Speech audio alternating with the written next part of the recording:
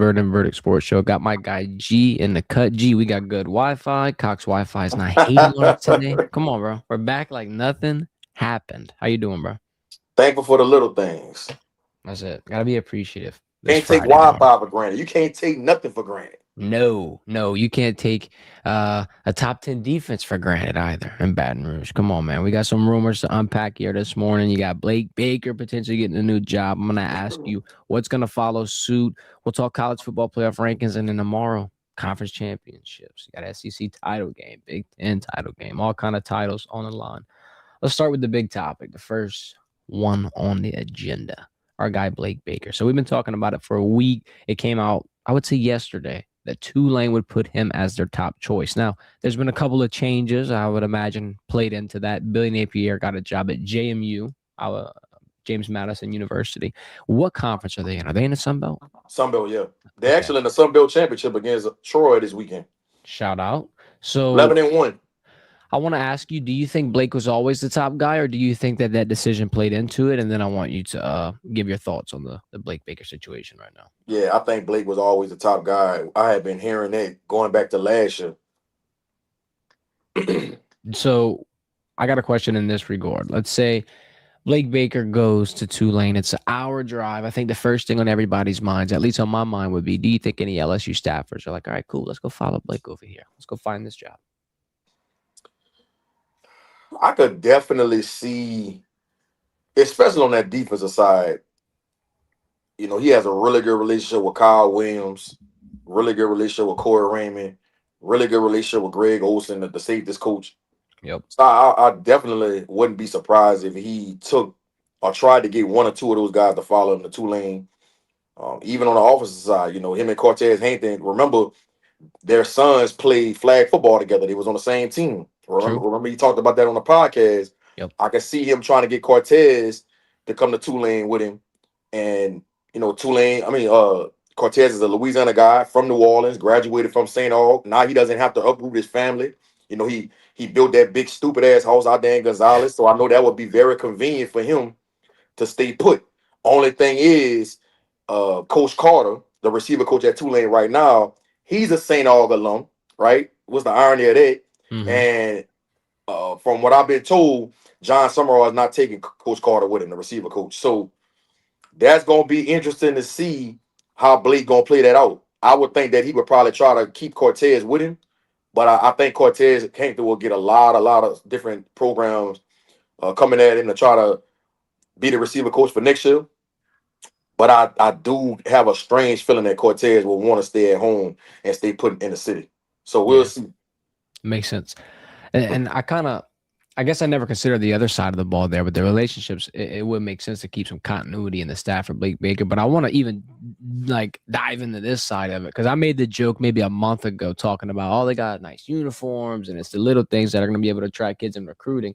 This hire, I think, could be potentially the biggest catalyst for Tulane over the last 6 years at this point. I know they've had a lot of success, and this playoff run that could happen if they win tomorrow would play into it a lot. But Blake Baker's a pure players coach, dog. I mean, everybody's talking about him wearing cleats on the graphic. Everybody saw him juke the piss out of Aiden Anden. I mean, dog, he is in it. He's in the mud with you. He will not do anything or ask you to do anything that he would not do himself. I feel like that type of mindset, an hour away from LSU, now you got some interesting decisions to make in the recruiting battle. I feel like this could make Tulane a player. And look, a lot of people are going to tell me, well, Tulane's already a player. They're on the playoff run. I think it can make Tulane even better because, I would feel like almost indefinitely at this point, a Louisiana recruit, once they get that blue chip status, 4-star, 5-star, they're making tough decisions. Most people are going to automatically assume they're going to LSU. How realistic of a possibility do you think Blake Baker can get that Tulane name in the same breath where, hey, I don't know what one I'm going to go to. If I'm staying home, I might go with the Green Wave at this point. I'm going to be honest with you, and I said it on was it the last episode? Or it might have been the episode on Monday. I feel like Blake should part ways with LSU, bro. The way Lane Kiffin is moving, the way he's trying to do things and bring his own guys in, you just can't trust committing to LSU right now, and then he starts trying to pick your staff on the defensive side of the ball, right? I think one of the big things that Blake said he enjoyed about these last 2 years was the continuity he had on that side of the ball. He enjoyed coming to work. He enjoyed game planning with Corey Raymond, Kyle Williams, Greg Olson. He enjoyed that. Now when you start saying, look, this who your DB coach gonna be, this who your safety coach gonna be, this who your D line coach gonna be, and even though these guys might be credible coaches, they not people I'm familiar with. Right. They're not people I'm comfortable with. I don't know if I can trust them. What if they undermining me and going back to lane and saying this and saying that? That's things you got to think about in this profession. And that's why I said I think that, and I know LSU fans probably didn't want to hit it, that Blake should go do his own thing at Tulane. I think he's ready. Me and him have talked about this on a number of occasions about him, becoming a head coach one day. And he always said that, knowing when it's the right time. Guess what, Blake? You're going to always be saying that. And from what I'm hearing, Tulane offered him around $2.7 million, and now they have sweetened the deal to around $4 million. So if that is true, Blake, they showing you they all in on you, bro. They showing they all in on you. So if that's the cause they dealing to you, I think he should take his talents to Uptown, bro, and keep that thing rolling. And the good thing about the Tulane situation is you're not going into a program where it's going to have to be a total rebuild from a infrastructure standpoint, right? Willie Fritz did a good job of bringing Tulane back to prominence when it was a dumpster fire for a while, right? And then what happened? John Summerall came from Troy, kept that thing going, and left Tulane better than he found it. All Blake got to do is come in and add a few little tweaks here and there and put his little twist on it. And I think Tulane could still be one of the best teams in that conference, right? Memphis lost their head coach in Silverfield, Satterfield, however you say his name, taking the job at Arkansas, right? So you don't know how Memphis program going forward. This is an opportunity for Blake to keep Tulane at the top of that conference, right? South Florida just lost their head coach to Auburn and Alex Golich, right? So I think this is a good situation Blake is going into, bro. I think the key gonna be, and this has always been a talk with different recruits I've talking to over the years about Tulane is they gotta get the NIL portion right, bro. That's been something that I've talked to kids about that wanted to go to Tulane, but they couldn't get the NIL right. Right. I think that's something Blake gonna have to do. And I think you will have more business owners and people in the Louisiana area and in the New Orleans area that might want to pour money into that program and into the NIL because of what Blake's coming from. He's coming from LSU. He's a credible DC, and he's a Tulane alum, right? He walked the streets of Uptown, right? He played on a team where they went to bowl games. I want to say he played on that team where they went undefeated, if I'm not mistaken. I think he played on that 12-0 team with Sean King, or it might have been right before he got there. But anyway, he understands the culture in New Orleans. He's been there. He's a Louisiana guy, and I just think it's a perfect fit. So I can't wait to see them announce it. I know that they got their conference championship today, right? I would anticipate that they're going to announce probably tomorrow morning or early Sunday morning that Blake Big is the new head coach. Gotta give the people of New Orleans something to be proud about, G. Because right now it's grimy, it's rough. If you get a hire like this, I think it pumps a little bit of hope into the building. And then to your point about giving them 4, that's what the rumor was. They were to give them something raw. So that does show they all in on you. Every chip on the damn table. 100% Blake Baker. And then for the Lane Kiffin side of it, a lot of people would probably they wouldn't understand where you're coming from with that point, but it makes sense. I'm going to compare it to, let's say you're doing your charbroiled oysters, bro. Imagine I'm over your shoulder, G. You got Don't the get me fire, started right? on charbroiled oysters now. You melting it down, you melting the butter down, right, G? Imagine somebody over your shoulder the whole time while you trying to work your magic, G. What you It's like, all man, about the come on, sauce. It's all man. about the sauce. You I can't let you see what I put in my infamous sauce. that's Right? what I'm. I might Yeah. have to go Jack in the Box on you. I feel like it's a very comparable situation. Blake Baker has a lot of success, and I feel like he has success when he has his spin on the staff, on the scheme, on the personnel. So I wouldn't want to taint his recipe, if you will, his charbroiled oysters, G, because you got to protect that sauce, man. It's the most important thing out there. Sauce, man. So let's just say he does go. Who comes in? Who replaces him? Who's going to be the DC? Because, hey, last time LSU was in this spot, if you do remember, we hit the nail on the damn head. So come on, let's try to do it again. Let's see if lightning can strike twice. Look, I said it on Monday stream. Or was it Tuesday for signing day? It was Wednesday.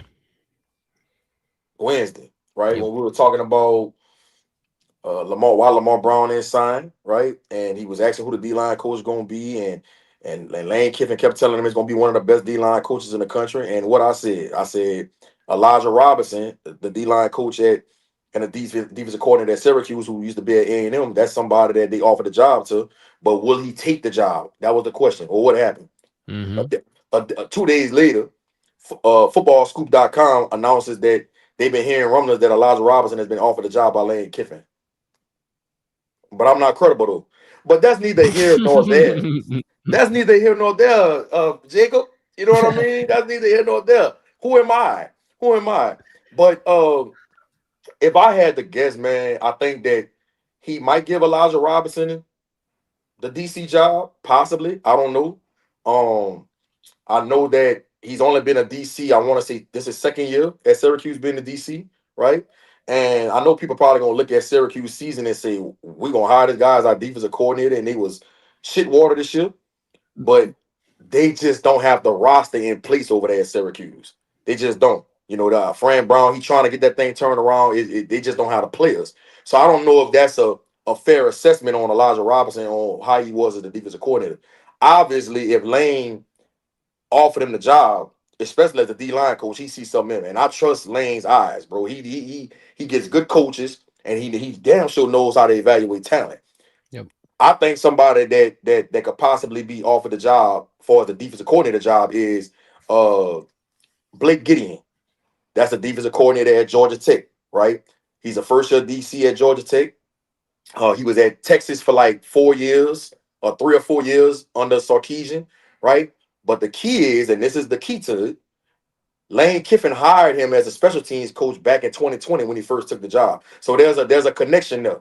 Yeah, And relationship. Blake Gideon is young. I think he was like 36 years old. He's real fiery. Me and Tajay Butler, the linebacker at Georgia Tech, sophomore linebacker. He's one of their better linebackers.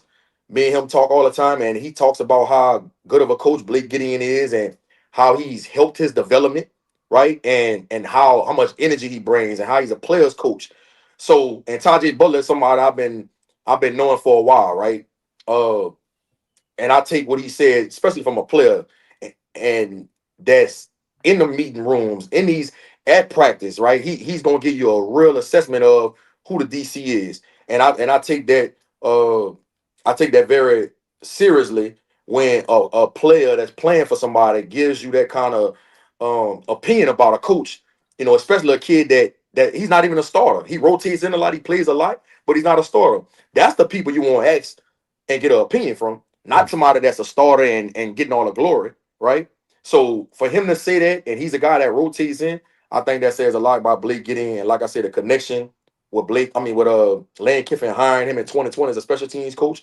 There's some connection there. So I think that's a name to look out for. I'm not saying that's who Lane's gonna hire, but I think that could be somebody that could possibly get an opportunity to be the DC or at least interview with Lane to be the next defensive coordinator. Yep. I got one that's left field. They don't have a personal relationship. But I'll take a stab. Texas Tech defensive coordinator, Sheil Mhm. Wood. He's had a year under them. Texas Tech has had a pretty nice rise, although they are in the Big 12, not as much competition. That's going to be something I feel like that you're going to have to monitor. And I got a chat that I want to pop up on the screen and ask you about. So they're asking about the rumor with Frank. People are saying Frank trying to sabotage a recruiting class, which you don't think is true. Can we shine any light on this? Let me choose my words carefully here. We can take a minute to let it simmer and saute. Yeah, this process with Lane and Frank is getting real messy. Um, I think that Frank has a big ego. Lane has a big ego. They've worked together. There's been some underlying issues that they have to hash out with some things that is going on behind the scenes. Um, and Frank is somebody that bleeds LSU. He bleeds purple and gold. He's a Louisiana guy. We know what Frank brings to the table, and I think that when Brian Kelly came in and Frank came back to LSU, Frank was really like the second man. He was second. He was second in chain of command. Um, a lot of the kids, a lot of any issues that went on in that program, Frank took care of it. And some of the times, Brian Kelly had no clue. He probably was playing golf or something. But in this situation, that's not going to happen with Lane, bro. I think that Lane is going to put Frank at the bottom of the totem pole, and I don't think it's because he don't think Frank is a good coach. I think it just comes down to, look, I'm Lane Kiffin. You know who I am, right? This is how I'm doing things. I'm bringing my guys in, right? And you gonna follow suit. And Frank is of the mind to saying, listen, I got the pulse of the team, right? The number one player in the country. I've been having a relationship with this kid since he was in ninth grade. The mother, the family, right? I know what makes him tick. You don't even know this kid. So I'm not saying Frank is sabotaging the recruits, but what I am saying is Frank is a person that he doesn't like to feel like he's not valued. Mm-hmm. And when you got two people with two egos like that, and they clashing, two alphas, it could get messy, it could get wicked, and that's what's going on. And I'll kind of just leave it at that. Yep. All right, I'll kind of just leave it at that. And if you could read between the lines, be my guest.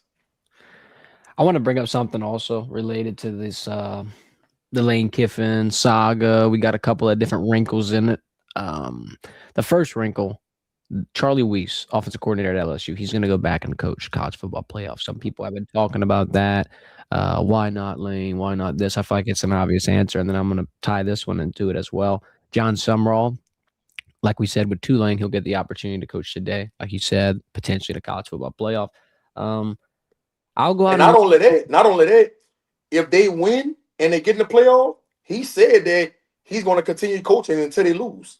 No, yeah, that's what I'm talking about. Like he's going to be their coach indefinitely, and a lot of people are questioning it. And I'm gonna be real, I just don't see the similarities because it's completely different. Not only is Ole Miss and LSU in the same conference, not only are they way bigger schools, like you said, Lane Kiffin is probably the biggest name in college right now. I mean, shit, college players, college coaches. He's one of the biggest brands. And if he's not number one, you got to say he's top five.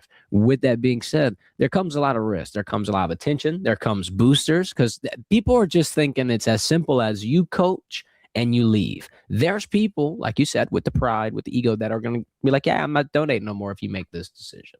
Also, we do have to keep in mind what the players were saying on the internet. Now, I'm not going to say it's right or wrong. I'm not in the building. However, there are players coming out to say that they were good with Lane Kiffin leaving. Like, right. No, we don't want him here. So I just think it's a complete different situation. On top of it, the final one, the nail in the coffin, the thing that really cemented it all, if you're going to poach offensive staff, what's to stop you from poaching offensive players, defensive staff? The more time you spend with them, I mean, gee, if you go into, let's say, the second round of the playoffs, that's another month in the building, which is you talking about Charlie Weiss right now? Or you talking about John Sumrall? I'm talking about why Lane Kiffin can't, and why the John Sumrall situation is completely different. I don't think John Sumrall would be at risk like that. And then also for Tulane's situation, I just feel like I don't know. I don't think they really benefit from putting their foot down like Ole Miss does. I think Ole Miss has a benefit with that because obviously you have players who legitimately have a national championship contention spot. Even if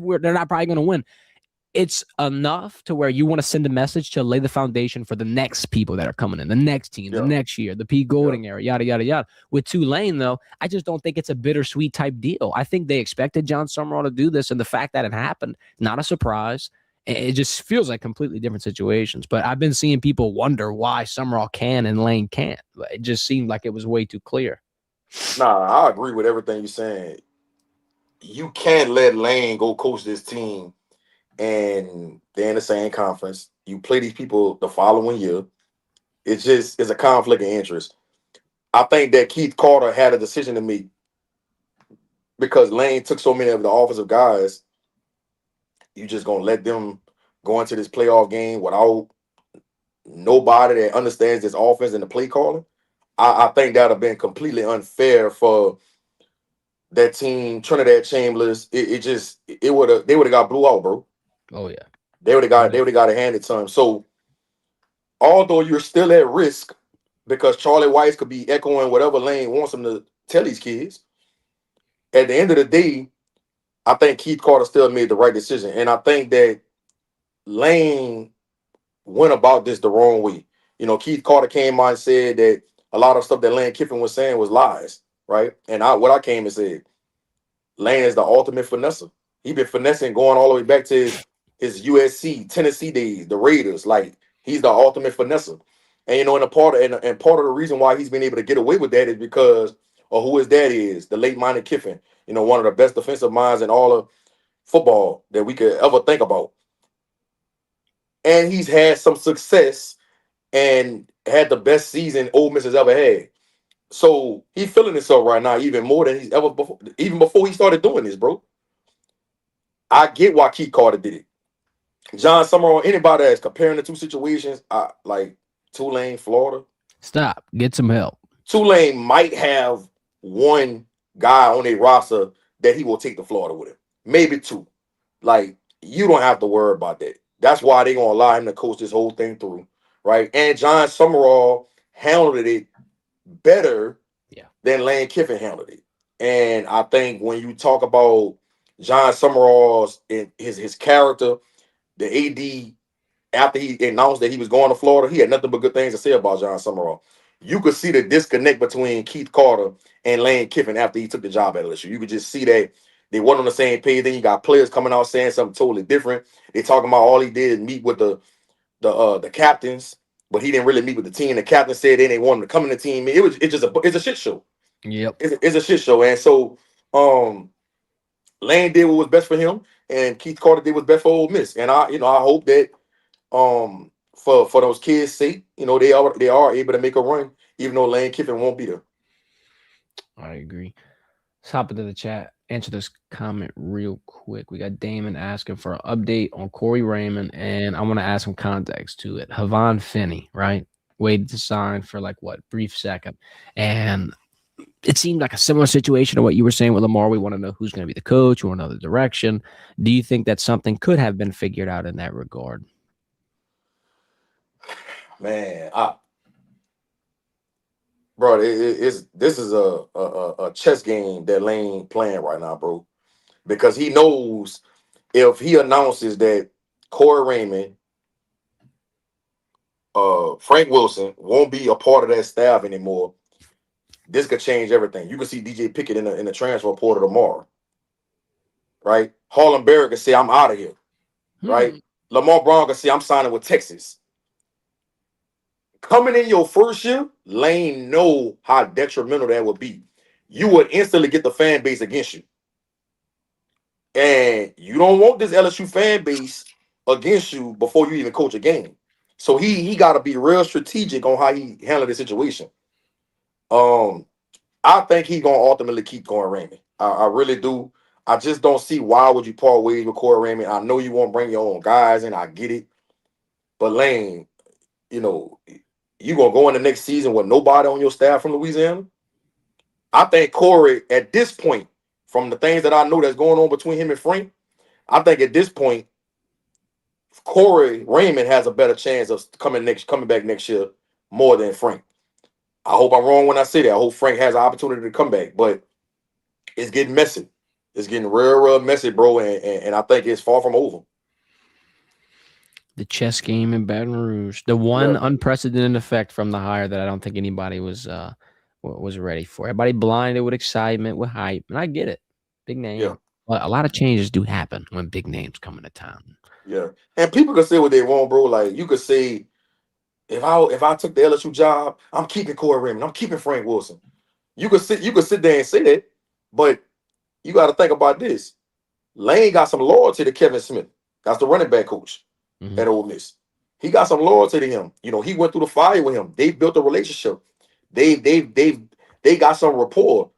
And when you have them kind of situations, bro, you gonna want to bring guys with you that you're comfortable with. That's not to say you don't respect Frank Wilson and you don't value him as a coach. It's just to say, man, this is my guy. This is who I'm more comfortable with. And that's just the nature of the business, bro. So I think fans don't really think things through. And I think people need to look at it from a business perspective. If you started a business and you got people that's still in that building that's running that business, and you don't know these people, you don't want to bring people. If you coming from your business and your business been highly successful, you gonna want to bring guys that help you be successful in that business. Although this person that's already there has been successful, I don't know you. I don't know nothing about you. I don't know your personality. I don't know your family dynamic. I don't know how you get down when things get tough. I don't know. So I'm gonna bring guys I know what they expect from, and I think people need to look at it in that type of lens. Bring it back to the sauce, bro. Everybody makes their own sauce in their own way, G. It's Everybody more can than one way to sauce skin a for them. cat. Come on. There's a lot of ways. It'll be interesting, but we'll be here to break it down. Y'all hit that like button. We about to switch gears into some people's favorite segments, G. Some people's least favorite segments. Before we jump and show the record, and I let G Selly, let's talk about these college football playoff rankings real quick. This is my opinion on, I think, the top 8. Probably not going to see them drop out. It might shuffle. I mean, you might see number 6 go to number 8, or number 8 go to number 6, or yada, yada, yada. But for the most part, Ohio State, Indiana, Georgia, Texas Tech, Oregon, Ole Miss, A&M, and Oklahoma should be in the final 12. The worst things that could happen, I don't know, maybe BYU upsets Texas Tech, or Alabama upsets Georgia. I want to talk to you about 2 things. So first, Vandy, because this has been all over Twitter. And I think it's actually ridiculous, kind of, because Kirby Smart said it best, G. The people that are in the top 12 don't want another game. The people that know they're a playoff caliber team do not want to play anymore. Let's just get to business. The teams that are on the outside looking in, of course they want another opportunity. Right, Because they didn't get it done. They did not finish it. Now, I'm not trying to say anything about Diego Pavia or Vandy or Clark Lee, because they had a hell of a run. Matter of fact, I'll double down on your take a month ago about Pavia being a Heisman sleeper, because at this point, I feel like he has a damn good shot to be able to get it. No, I didn't say he was a sleeper. I thought he was deserving of the Heisman, and he was the number 1 candidate at that time. You're right. At that point, though, a lot of people were sleeping on him. A lot of people were thinking plus 500. He's in 5th in the damn odds. It ain't happening. As we've kind of got closer and closer to the New York City finalists, it seems to be an opportunity. So hang your hat on that, Pavia. You might not have got a playoff opportunity, but at least you're going to be able to take a trip to the Empire State of the world. I don't know. I feel like that's ridiculous. I don't think Vandy has a shot. Another thing people are talking about, Miami. They beat Notre Dame. They beat USF. They beat Florida. They beat Florida State. And they were all at decent times, too, when they were ranked, when they were nice. They're not in their conference title game, G, because they choked at the end. It'll be Virginia. It'll be Duke. Miami is at, number 12?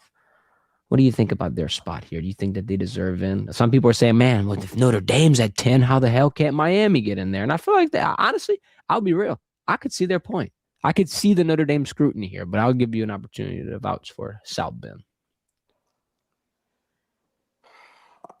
I mean, I think it's clear cut and obvious that Miami has played better teams than Notre Dame, and Miami beat Notre Dame week 1. Mm-hmm. So what we talking about? But head to head, yes. Yes, agreed. But my gripe is this: look, that's tough to figure out. With Texas and all of that, is Vanderbilt. I think Vanderbilt is deserving. My gripe is this, bro. If Duke beats Virginia, you telling me we about to put an 8-5 team in a 12-team playoff over Vandy or Texas or Miami? Stop, man. Miss me with that, bro. You gonna kill the college playoff if that happens. And look, I think Manny Diaz is a good coach. I think Duke has a solid team.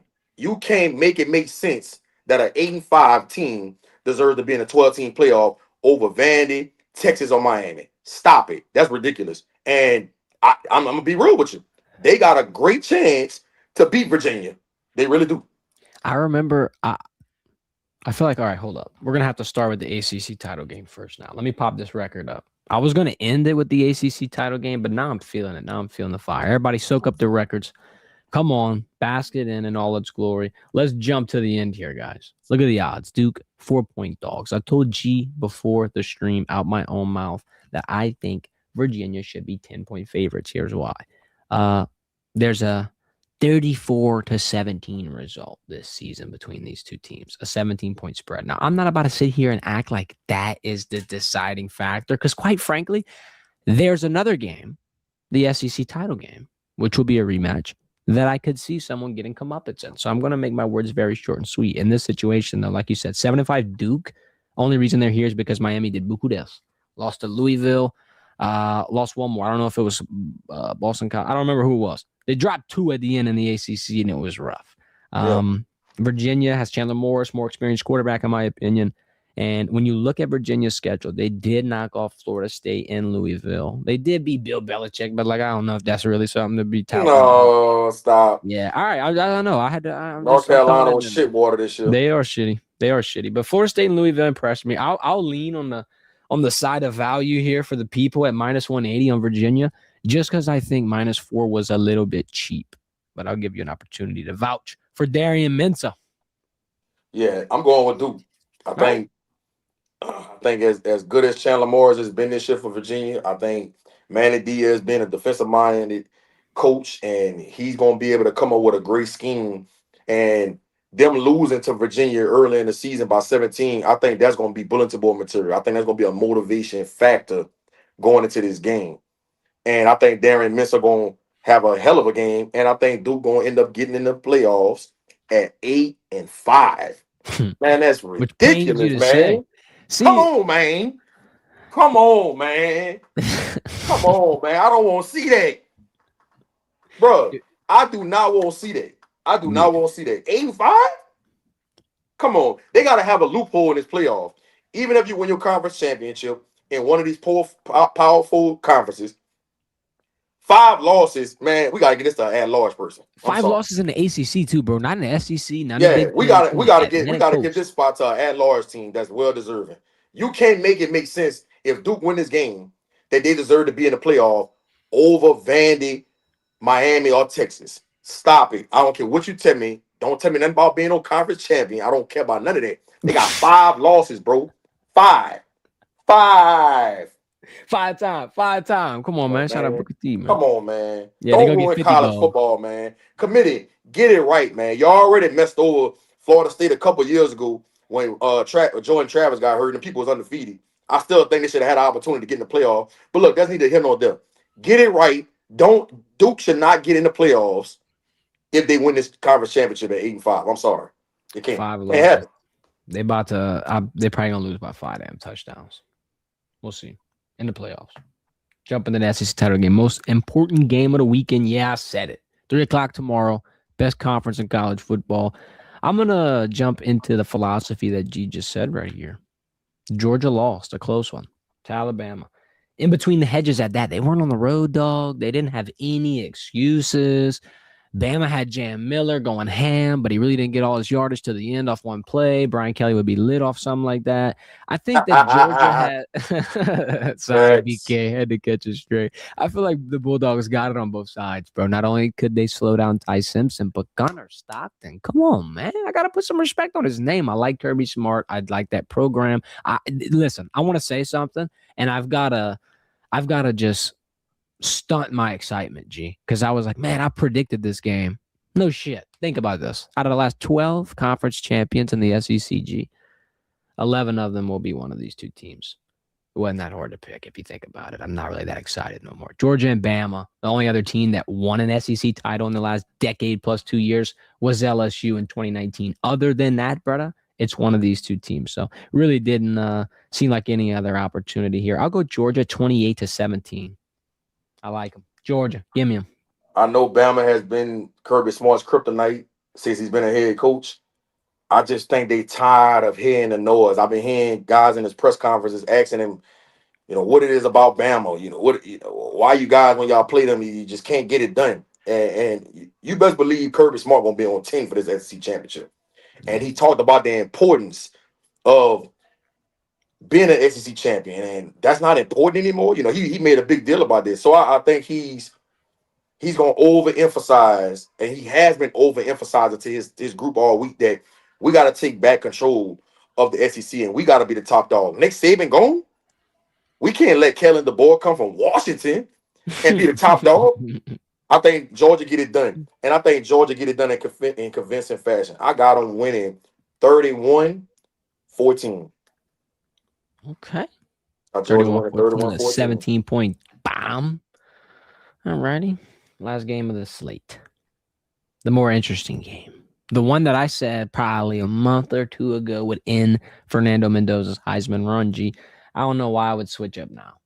Somebody in the chat, I think it was our guy AP, said he would love to see Matt Patricia and the purple and gold, the former Pats defensive coordinator, going over to the Buckeyes. Their defense has been nice.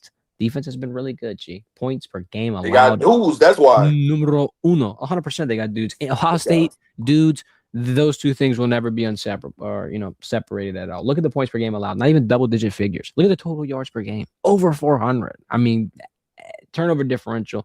There's a lot of things to point out here on the statistical sheet. I'm going to lay the points. I think Ohio State can come in here and put belt to ass, but I can't lie to it. I like Ohio State, definitively the number one team in the country all season long, undisputed. I'm gonna have to go with my take. Fernando, sorry. Heisman, it sounded good. Been real, been fun. Ain't been real fun, homeboy. I don't think you're getting it. I'm going with the Buckeyes, G. I'm going with damn near every favorite this weekend. Vegas loves me because this is some stupid shit, but yeah, I'm definitely going with Ohio State. I think it's going to be hard for Indiana to beat these guys in this conference championship. I do think it's going to be a close game because Indiana's defense is very, very gritty. They run the ball. They good up front in the trenches. Mendoza does a good job of not turning the ball over. But I still think Ohio State just playing some of the best football in all of the country. So I got them winning this game 24-17. I would say slam the under as well. A 48-point total is ridiculous. Look at this, though. Indiana, pure complimentary football. Second in points per game. Second in points per game allowed. I think they could be one of the most underrated teams in the country. I can't lie. What they did to Oregon, I think, was very interesting. Not a lot of people would expect that. They have an opportunity to make a name for themselves here. Kirk could say, Google me. It says Big Ten champion, my second year here. He did say last year in his introductory press conference that he'd be here. He's here. Let's see if he'll win it. I don't know. Before we get out, I think too, Indiana, even though I like their defense and they good up front, they don't have enough in the secondary to be able to guard all those receivers. You could say you're gonna take Jeremiah Smith away.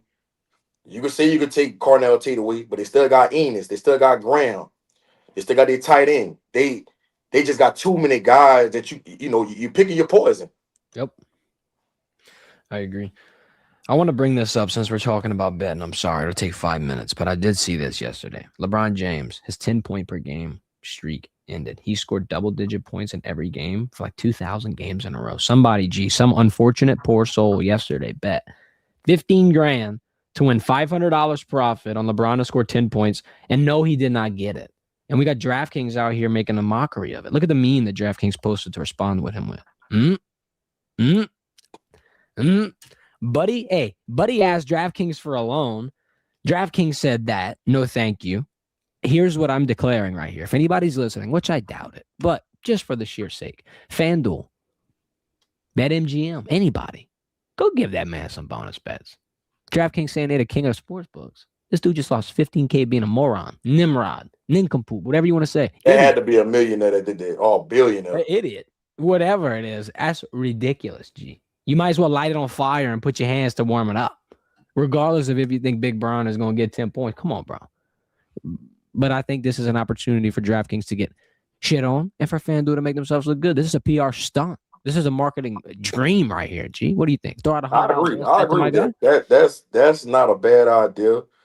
And they could really put themselves in position to get the sympathy of guys that's going between FanDuel and DraftKings, right? That would make me say, man, you know what? I'm going to rock with FanDuel.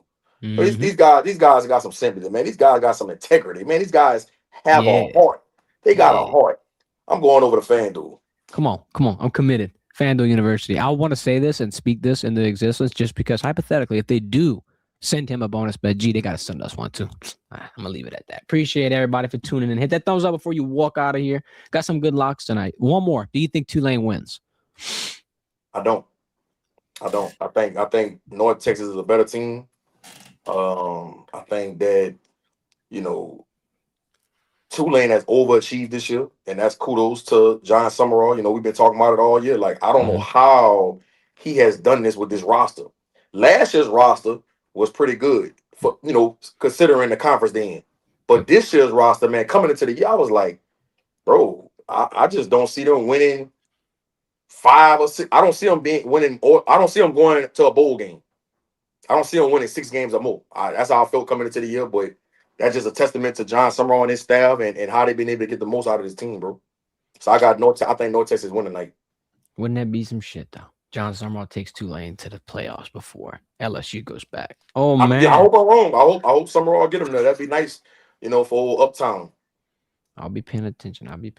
This dude's saying they beat Duke. Come on, hey man. I don't know. Duke's not getting a good sleeves rap. off Duke. They beat the sleeves off Duke at home. They ain't getting a good rap. But you gotta understand that was personal. That was personal between Darian Miss. That was personal, bro. They was getting after his ass in that game. Yeah, they were. They're like, all right, Pat, you want to leave us? Cool. We'll make sure you can't walk out of here.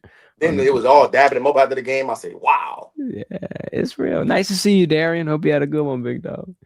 Oh, Lord. Appreciate everybody for watching. Appreciate your time, G. Y'all hit that thumbs up. We out of here. See y'all Monday. Thank you, Cox Wi-Fi, for not ruining it today, too. Later. AT&T.